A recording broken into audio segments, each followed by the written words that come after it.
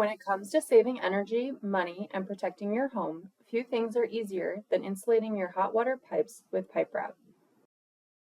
To get started, all you need is the pipe wrap, a tape measure, scissors, pipe wrap closures. Pipe wrap closure options include clips, duct tape, or integrated self-stick adhesive. In this video, we will focus on protecting the pipes connected to your water heater because insulating hot water pipes generates the most energy savings. Use caution when working with your hot water pipes. They will be hot.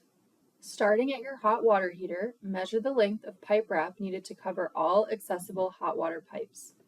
Carefully remove the pipe wrap from the included packaging and cut it to the length needed to protect your hot water pipes. Line up the seam of the pipe wrap with the hot water pipe, then push it on.